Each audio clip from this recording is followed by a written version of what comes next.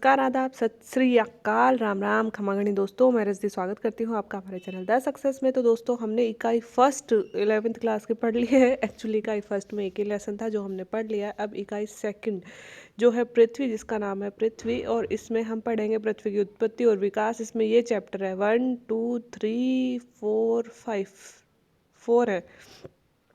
तो पहला होगा पृथ्वी की उत्पत्ति और विकास कैसे हुआ, फिर पृथ्वी का आंतरिक भाग कैसा है, फिर वेगनर का महाद्वीपीय विस्थापन सिद्धांत और प्लेट विवर्तन की, और फिर पढ़ेंगे भूकंप और ज्वालामुखी। एक्चुअली ये बुक ना ऐसी है कि बोर्ड पे समझाई जाए तो समझ में आती है।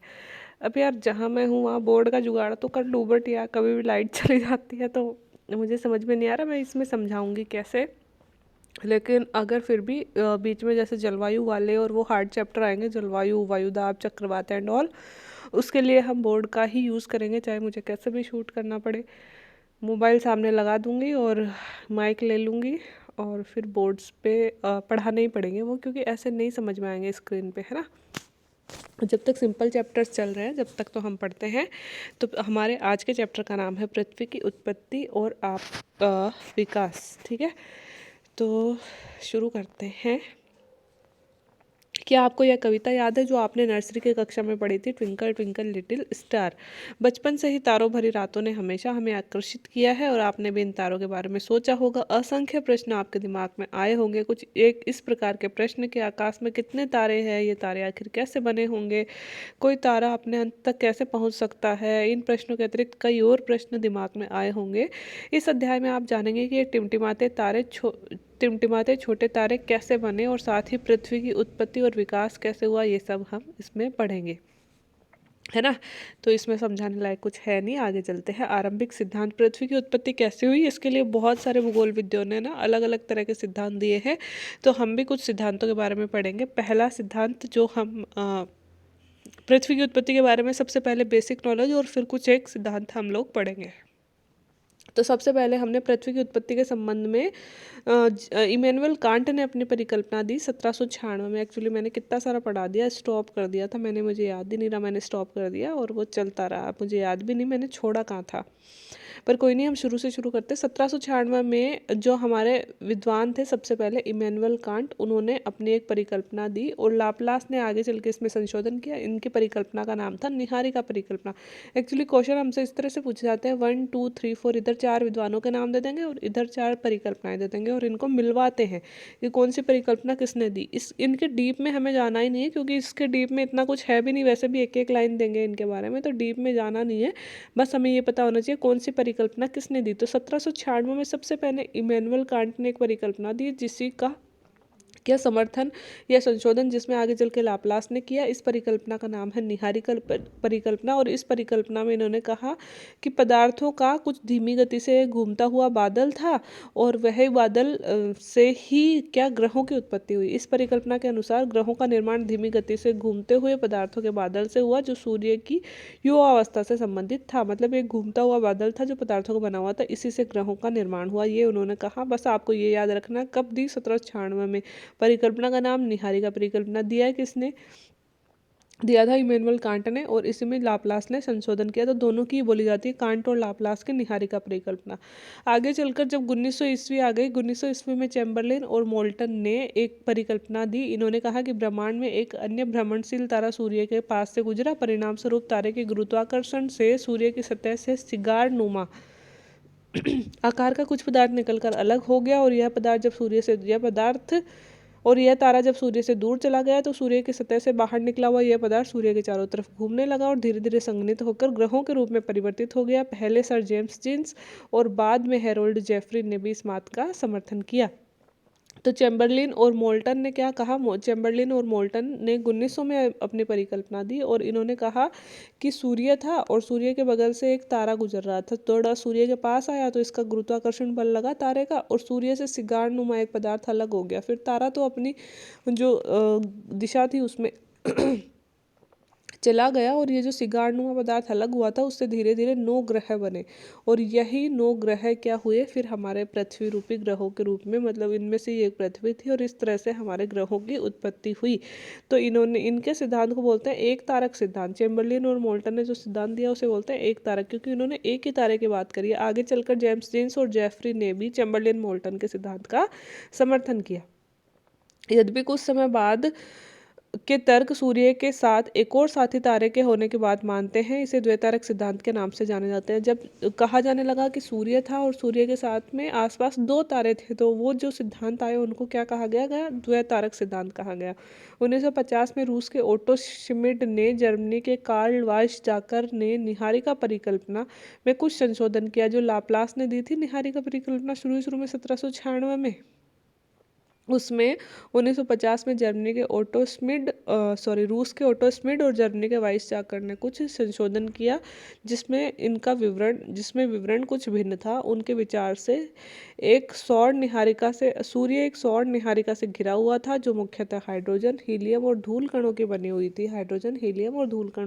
थी। इन कणों में घर्षण के टकराने से एक चपटी तश्तरी आकृति नुमा बादल का निर्माण हुआ और अभिवर्धी प्रक्रम द्वारा ग्रहों का निर्माण हुआ। तो इन्होंने कहा कि सूर्य तो था ही, सूर्य के चारों तरफ एक सौर निहारिका से घिरा हुआ था सूर्य कि ये तो काम क्यों नहीं कर रहा बहन, ये तो सूर्य और सूर्य के चारों तरफ एक सौर निहारिका है और यह निहारिका हीलियम, हाइड्रोजन और धूल कणों की बनी हुई थी। इनके कणों में जब घर्षण होने लगा, आपस में टकराने लगे, तो एक चपटी तश्तरी नुमा आकृति और बादल का निर्माण हुआ और धीरे धीरे इस तश्तरी नुमा आकृति से ही 9 ग्रहों की उत्पत्ति हुई। इस तरह से वो ग्रह फिर सूर्य के चारों तरफ घूमने लगे। अंततोगत्वा वैज्ञानिकों ने पृथ्वी और अन्य ग्रहों की उत्पत्ति ही नहीं वरन पूरे ब्रह्मांड की उत्पत्ति संबंधी समस्याओं को समझाने का प्रयास किया। तो हमने यहाँ पे 3 सिद्धांत पढ़े। सबसे पहले तो 1796 में दिया था इमैनुअल कांट और लाप्लास ने निहारिका परिकल्पना। फिर 1900 में चैम्बरलिन और मोल्टन ने एक तारक सिद्धांत दिया। आगे चलकर जेम्स जेन्स और जेफरीज ने भी इन्हीं का समर्थन किया। फिर द्वितारक सिद्धांत आया ओटो श्मिड और वाइसजैकर का। इन्होंने वो 2 तारे बता दिए या तश्तरी बता दी और इस तरह से पृथ्वी का निर्माण हुआ। अब है आधुनिक सिद्धांत। तो आधुनिक सिद्धांत है कि ब्रह्मांड की उत्पत्ति आखिर हुई कैसे। तो आधुनिक समय में ब्रह्मांड की उत्पत्ति संबंधी सर्वमान्य सिद्धांत कौन सा है? बिग बैंग सिद्धांत। सबसे जो फेमस सिद्धांत है आधुनिक समय में वह है बिग बैंग सिद्धांत। इसे विस्तारित ब्रह्मांड परिकल्पना मतलब एक्सपेंडिंग यूनिवर्स थ्योरी भी इसे कहा जाता है। तो नाम याद रखो, बिग बैंग सिद्धांत किससे संबंधित है? ब्रह्मांड की उत्पत्ति से संबंधित है। इसका अन्य नाम क्या है? एक्सपेंडिंग यूनिवर्स थ्योरी मतलब विस्तारित ब्रह्मांड सिद्धांत। 1920 ईस्वी में एडविन हब्बल ने प्रमाण दिए। तो ये जो बिग बैंग सिद्धांत है ये दिया किसके द्वारा गया है? एडविन हब्बल के द्वारा दिया गया है। और एडविन हब्बल ने बोला कि समय बीतने के साथ आकाश गंगाएं एक दूसरे से दूर हो रही है। आप प्रयोग करके जान सकते हैं कि ब्रह्मांड के विस्तार का अर्थ क्या है। एक गुब्बारा लें, उस पर कुछ निशान लगाएं जिनको आकाश गंगाएं मान लें और अब इस गुब्बारे को जैसे जैसे फुलाएंगे ये निशान, गुब्बारा फुलाने पर गुब्बारे पे ये जो निशान लगे हैं वह एक दूसरे से दूर जाते हुए प्रतीत होंगे। इसी प्रकार आकाश गंगाओं के बीच की भी दूरी बढ़ रही है। परिणाम स्वरूप ब्रह्मांड विस्तारित हो रहा है। आप जान पाएंगे कि गुब्बारे पे लगे चिन्हों के बीच की दूरी के अतिरिक्त चिन्ह भी स्वयं भी बढ़ रहे हैं इस तथ्य के अनुरूप जबकि यह तथ्य इस तथ्य के अनुरूप नहीं है। तो एडविन हब्बल ने दी थी वही थ्योरी। कौन सी? बिग बैंग सिद्धांत। सबसे पहले तो सबसे इम्पोर्टेंट फैक्ट तो यही है, बहुत बार पूछा जाता है। इसमें इन्होंने क्या कहा कि ब्रह्मांड हमारा जो है लगातार बढ़ रहा है। इन्होंने कहा कि एक गुब्बारा ले ले और गुब्बारे पे कुछ चिन्ह लगा ले। जैसे जैसे गुब्बारा बड़ा फुलाएंगे गुब्बारे को तो ये चिन्ह एक दूसरे से हमें दूर जाते हुए प्रतीत होंगे। इस तरह से हमारी आकाश गंगाएं हैं। ब्रह्मांड एक गुब्बारा है और आकाश गंगाएं यूँ मान लो उसमें लगे हुए चिन्ह हैं और जैसे जैसे ब्रह्मांड बड़ा हो रहा है मतलब गुब्बारा बड़ा हो रहा है, आकाश गंगा एक दूसरे से दूर हो रही है। लेकिन इसमें तो यह भी होता है कि चिन्ह भी हमें लंबे दिखते हैं जैसे जैसे हम गुब्बारा फैलाते हैं, लेकिन वास्तव में हमारे जो ग्रह हैं आकाश गंगाएं हैं वो तो नहीं बढ़ रही हैं। तो कुछ मतलब विरोधाभास भी है चिन्ह में, परंतु प्रेक्षण आकाश गंगाओं के विस्तार को नहीं सिद्ध कर पाते। अतः गुब्बारे का उदाहरण आंशिक रूप से ही मान्य है, थोड़ा ही मान्य है, ऐसा नहीं है कि हम पुख्ता यकीन कर सकते हैं। बिग बैंग सिद्धांत के अनुसार ब्रह्मांड का विस्तार निम्न अवस्थाओं में हुआ। देखो ये चित्र दिखाता है कि पहले हम एक बिंदु के रूप में थे सारा ब्रह्मांड, फिर इस तरह से फैला और अब वर्तमान में इतना बड़ा हो गया है ना। एक विस्फोट हुआ और जिससे ब्रह्मांड इतना बड़ा हो गया है। तो ये अवस्थाएं बता रहा है कि आरंभ में सभी पदार्थ जिनसे ब्रह्मांड बना था एक छोटे गोलक के रूप में विद्यमान थे और एक ही स्थान पर स्थित थे, जिसका आयतन अत्यधिक सूक्ष्म और तापमान और घनत्व अनंत था। मतलब एक बिंदु के रूप में सारा ब्रह्मांड मौजूद था, जिसका आयतन तो अत्यंत सूक्ष्म मतलब एक बिंदु जितना था, और लेकिन जिसमें तापमान और घनत्व अनंत था, बहुत ज़्यादा था। बिग बैंग की इस प्रक्रिया में अति छोटे गोलक में भीषण विस्फोट हुआ। अब इस गोले में क्या हो गया, विस्फोट हो गया, और इस प्रकार की विस्फोट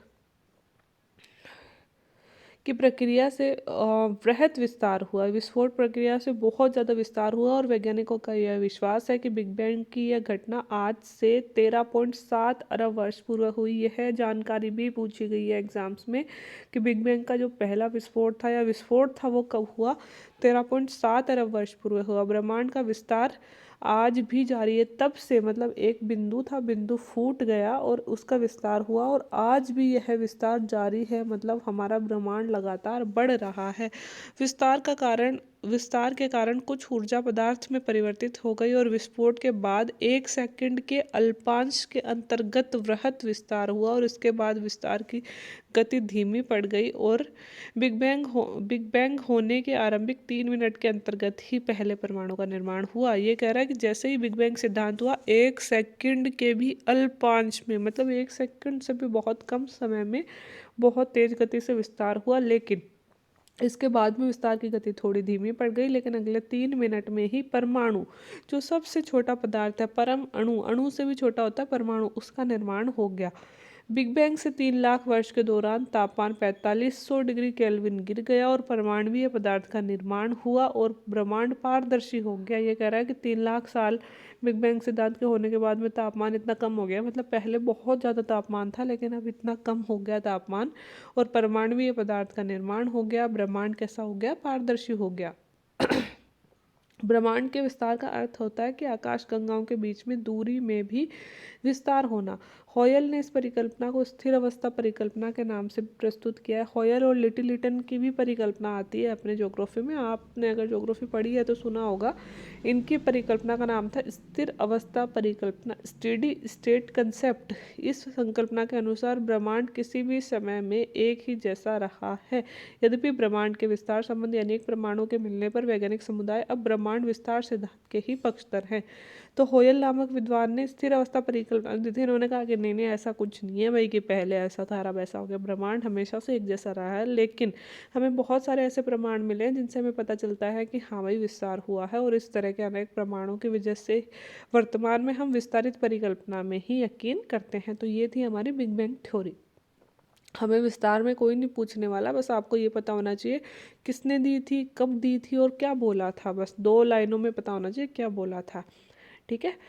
अब है तारों का निर्माण। प्रारंभिक ब्रह्मांड में ऊर्जा और पदार्थ का वितरण समान नहीं था। घनत्व में आरंभिक भिन्नता से गुरुत्वाकर्षण बलों में भिन्नता आई, जिसके परिणाम स्वरूप पदार्थों का एकत्रण हुआ। ये कह रहा है कि हर जगह ऊर्जा और पदार्थ समान नहीं थे, मतलब कहीं कितना ऊर्जा बिखरी हुई थी, कहीं पदार्थ कैसे बिखरे हुए थे। धीरे धीरे गुरुत्वाकर्षण बलों में इनमें भिन्नता थी, और जैसे ये कुछ जगह है, मतलब पदार्थों के कण हैं, यहाँ पे गुरुत्वाकर्षण ज़्यादा होगा, ये बड़े हैं ये छोटे हैं, तो ये जो ज़्यादा गुरुत्वाकर्षण में छोटे बलों को अपनी तरफ, छोटे पदार्थों को अपनी तरफ खींचने लगा। इस तरह से पदार्थों का एकत्रण होने लगा। यही एकत्रण आकाश गंगाओं के विकास का आधार बना। मतलब धीरे धीरे ये पदार्थ एकत्रित होने लगे, एक दूसरे के पास में आने लगे। इस तरह से आकाश गंगाएं बनी। आकाश गंगाएं असंख्य तारों का समूह होती है। एक जो आकाश गंगा होती है वो असंख्य तारों का समूह होती है। हमारी जो आकाश गंगा का नाम है वो है मंदाकिनी। क्या नाम है, मंदाकिनी। और उसमें बहुत सारे तारे हैं, अनंत तारे होते हैं।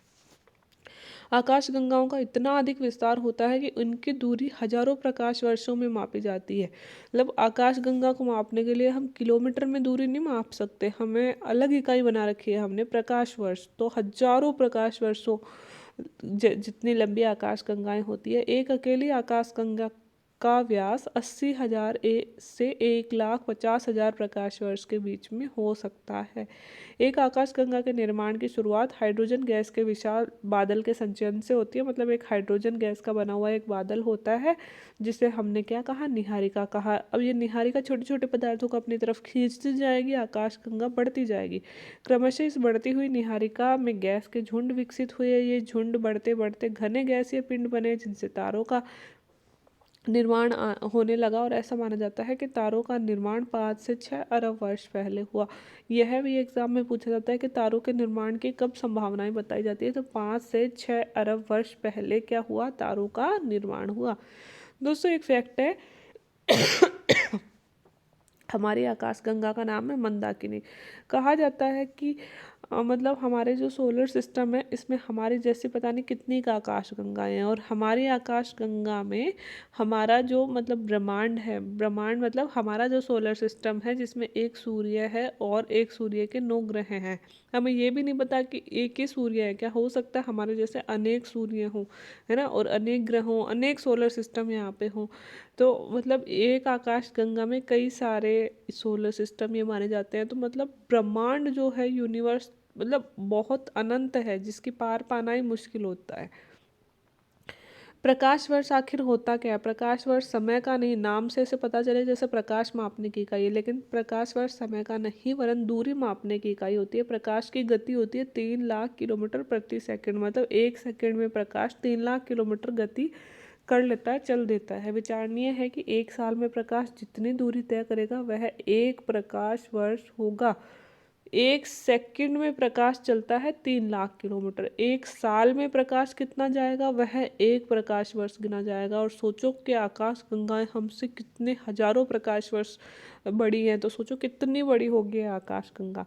यह 9.46 इंटू 10 की घात 12 किलोमीटर के बराबर होता है। पृथ्वी और सूर्य की औसत दूरी जो है वो 14,95,98,98,000 किलोमीटर है। प्रकाश वर्ष के संदर्भ में यह केवल 8.3 मतलब प्रकाश वर्ष ही है। अगर हम देखें 14 करोड़ अगर प्रकाश वर्ष गिने जाएं तो लगभग 8 प्रकाश वर्ष है। तो सोचो आकाश गंगाएं तो हजारों प्रकाश वर्ष में, आकाश गंगाओं की लंबाई तो कितनी लंबी होगी आकाश गंगाएं। अब हम पढ़ते हैं ग्रहों का निर्माण। ये हमने देख लिया पृथ्वी कैसे बनी। अब हम तारे कैसे बने वो भी हमने देख लिया कि भाई पदार्थों के एकत्रीकरण वगैरह से इनसे पृथ्वी बनी। अब ग्रहों का निर्माण। ग्रहों के विकास की निम्न अवस्थाएं मानी जाती हैं, जैसे कि तारे निहारिका के अंदर गैस के कुंठित झुंड है। तारे क्या होते हैं, निहारिका जो होती है उसमें जो ही गैसें हैं वो एकत्रित होकर उन्होंने एक झुंड बना लिया, वो तारा कहलाया, है ना। इन्हीं गुंथित झुंडों में गुरुत्वाकर्षण बल से गैसीय बादल में क्रोड का निर्माण हुआ, और इस गैसीय क्रोड के चारों तरफ धूल के कण और घूमती हुई तश्तरी विकसित हुई। कि अब जो गैस के बादल बने, इन बादलों में ही गैसीय क्रोड के चारों तरफ धीरे धीरे और अलग अलग तरह की गैसें, धूल के कण जमा होते गए और एक तश्तरी बनने लगी। क्या बनने लगी, तश्तरी। अगली अवस्था में गैसीय बादल का संघनन प्रारंभ हो गया, मतलब और ज़्यादा संघनित होने लगा वह बादल, और क्रोड को ढकने वाला पदार्थ छोटे गोलों के रूप में विकसित होने लगा। जो क्रोड को जो पदार्थ ढक ढक रहा था उसके अब गोले बनने लगे। ये छोटे गोले संसर्जन मतलब अणुओं के पारस्परिक आकर्षण और ज़्यादा अणुओं को खींचने लगे। जो इनके अंदर अणु थे वो और ज़्यादा पास पास में आने लगे। प्रक्रियाओं द्वारा ग्रहाणुओं में विकसित हुए और संगठन की क्रिया द्वारा पिंड बनना शुरू हो गए, और गुरुत्वाकर्षण बल के परिणाम स्वरूप आपस में जुड़ गए, और छोटे पिंडों की अधिक संख्या ही ये ग्रहाणु, मतलब छोटे छोटे पिंड एक जगह आकर ग्रहाणुओं का निर्माण होने लगे। अंतिम अवस्था में अनेक छोटे छोटे ग्रहाणुओं के संवर्धित होने से कुछ बड़े पिंड और ग्रहों के रूप में ये बने। कहने का मतलब ये है कि छोटे छोटे पदार्थों के एकत्र होने से फिर धीरे धीरे संगठन, संगनन ये सब होने से उनसे ग्रहाणु बने, और ग्रहाणुओं के एकत्रित होने से ग्रह बने, है ना। अब है सौरमंडल। हमारे सौरमंडल में 8 ग्रह हैं। कितने ग्रह हैं वर्तमान में? 8। पहले प्लेटो भी हमारा ग्रह हुआ करता था, लेकिन वर्तमान में उसको ग्रह की श्रेणी से बाहर निकाल दिया गया है।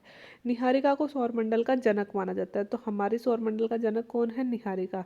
उसके ध्वस्त होने पर क्रोड के बनने की शुरुआत लगभग 5 से 5.6 अरब वर्ष पहले हुई। ग्रहों का निर्माण 4.6 से 4.56 अरब वर्ष पहले हुआ। तो तारे तो देखो 6 और 7 अरब वर्ष पहले, और ग्रह कब बने? 5 से 5.5 अरब वर्ष पहले ग्रहों का निर्माण हुआ।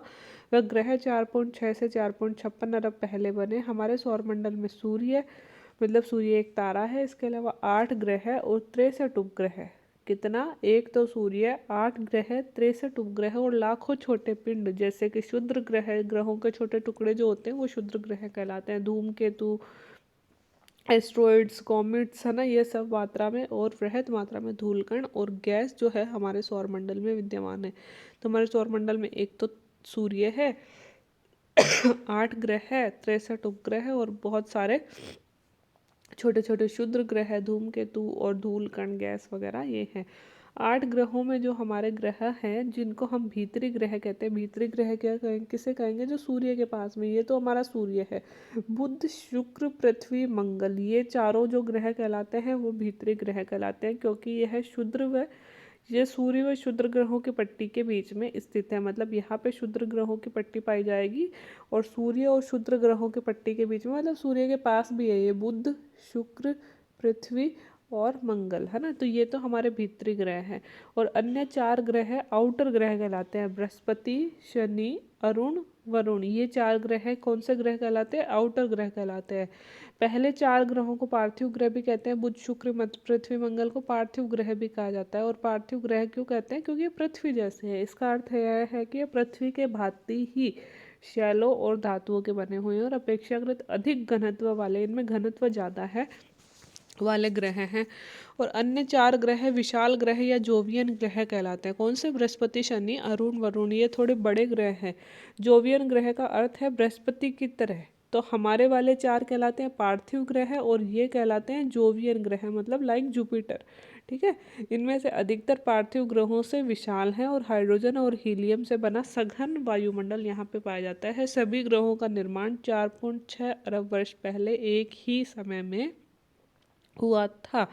अभी तक प्लूटो भी एक ग्रह माना जाता था, परंतु अंतर्राष्ट्रीय खगोलीय संगठन ने अपनी बैठक में यह निर्णय लिया कि कुछ समय पहले खोजे गए अन्य खगोलीय पिंड यूबी 313 तथा प्लूटो बोने ग्रह कहे जा सकते हैं। इन्हें क्या कहते हैं? हम बोने ग्रह। हमारे सूर्यमंडल में जो तथ्य दिए गए हैं मतलब ग्रह दिए गए हैं वो इस तरह से हैं। अगर आप देखना चाहो इसको तो देख सकते हो। बुध, शुक्र, पृथ्वी, मंगल, बृहस्पति, शनि, अरुण, वरुण, है ना, कि घनत्व कितना है, दूरी कितनी है, व्यास कितना है, अर्धव्यास कितना है। अगर ये सब आप देखना चाहो तो ये सब आप देख सकते हो। तो आज के लिए दोस्तों इतना ही, क्योंकि हमारे पास टाइम हो चुका है हमारा 21 मिनट, और 21 मिनट का वीडियो काफ़ी बड़ा हो जाता है। बाकी कल हम इस वीडियो को पूरा कर देंगे, चैप्टर भी पूरा कर देंगे। तो आज के लिए इतना ही। वीडियो अगर समझ में आ रहा है तो please do like, share and subscribe my channel. बने रहिए द सक्सेस विद रजनी के साथ में। बाकी वीडियो देखने के लिए thank you so much. Bye bye.